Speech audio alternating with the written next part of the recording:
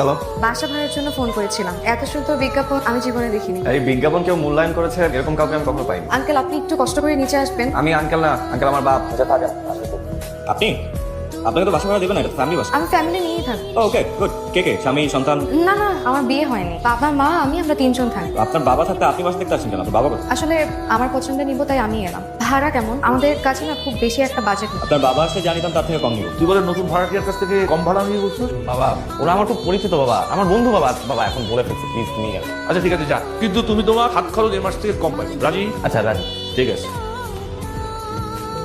ছাদের চাবিটা একটু দেওয়া যাবে? চাবি দেওয়া তো নিষেধ, তবে আপনাকে দিতে পারি। নিষেধ থাকলে আমাকে কেন দেওয়া যাবে? নিয়মে নাই, কিন্তু আপনার জন্য নিয়মটা ভালো না।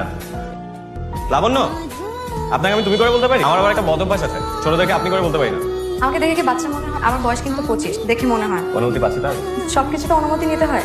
অনেক বড় মাছ না। খাইতে অনেক স্বাদ হইব। রাখেন রাখেন দিয়ে দেন, মাছটা ভালো হইব। রাখেন ভাই, সামর্থ্য নেই কেনার আমার। লাভ কত করে? কত স্যার? এত ভারী ব্যাগ নিয়ে কি বাসায় আছেন? জি, আমার অভ্যাস আছে। বাইকে ওঠেন একসাথে যাই। আপনি ব্যাগ নিয়ে বাইক চালাবে কে? এক হাতে বাইক এক হাতে ব্যাগ, অভ্যাস আছে আমার। কিন্তু আমি তো বদ অভ্যাস করতে চাই না। মানে? আসলে আমার এক্সারসাইজ করা হয় না তো। বাজারে যখন আসি, আবার বাজার থেকে এই ভারী ব্যাগগুলো নিয়ে বাসায় যাই, ওই টাইমের মধ্যে আমার এক্সারসাইজ করা হয়ে যায়। এখন আপনার সাথে বাইকে উঠলে তো আর এক্সারসাইজ করা হবে না। ওকে, আসি।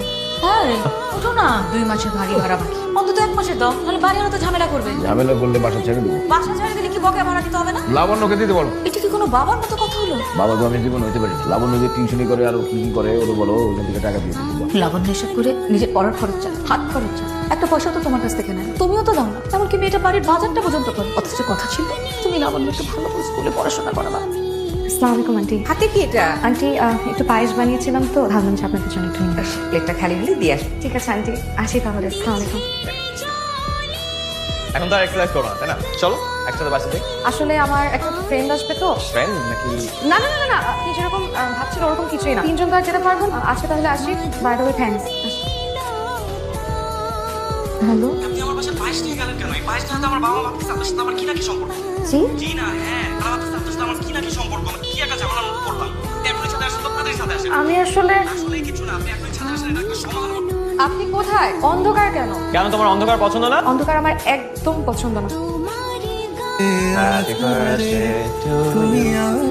আপনি কিভাবে জানলেন আজকে আমার জন্মদিন? বাসা ভাড়ার সময় ন্যাশনাল আইডি কার্ড দিয়েছিলেন আমাকে, মনে আছে? সেখান থেকে চলুন কেকটা কাটি।